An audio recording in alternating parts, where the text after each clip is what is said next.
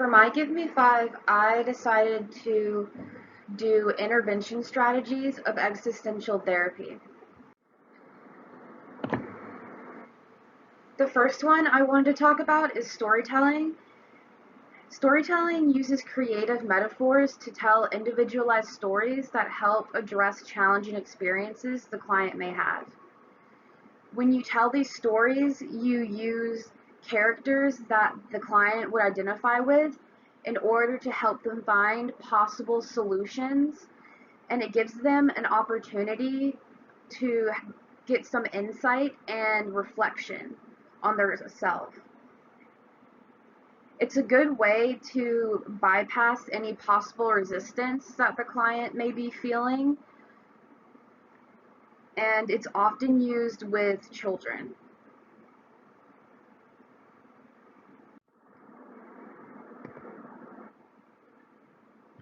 The next one I wanted to talk about is dream work. I thought this one was the most interesting because it's so unique. Counselors who use dream work believe that dreams are formed from our waking thoughts, concerns, emotions, and memories. The way it works is the client talks about their dream to the counselor, and while they're explaining the dream, the counselor will ask the client questions in order to further explore that dream. And only when they're done exploring all the components of the dream, the counselor will share their reaction. It's important to note that the counselor is just a guide. It is not their job to directly interpret the dream. You want to leave that up to the client because it's their dream, so only they can know the actual interpretation. There are 3 versions of dream work. One is group therapy, where the counselors work with multiple people, and because they work with multiple people, there can be many different comments and different meanings found.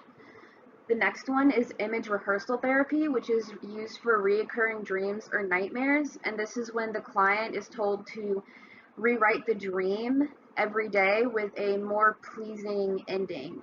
And the goal is to change the dream through cognition. The last one is cognitive experiential dream work, and it has 3 phases. The first phase is exploration. This is where the dream is told in present tense and emotions and associations of the dream are revealed. The second phase is insight.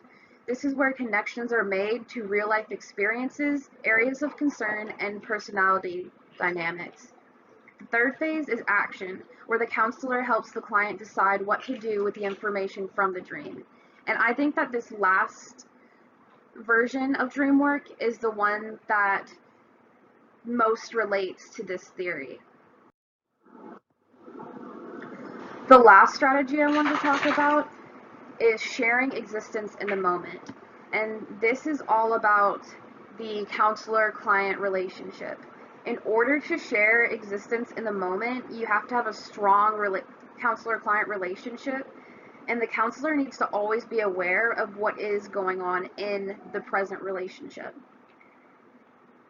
The counselor should be able to give the client their honesty, integrity, and courage. They should also be caring and intimate. They do this in order to encourage the client to be authentic and to be present in the moment. The goal is for the client to grow from the I-it relationship to a I-thou relationship, which means that the interaction is supposed to be direct, mutual, and present. Lastly, one thing a pre-service counselor must know about this theory is it's all about being in the present moment and finding your meaning.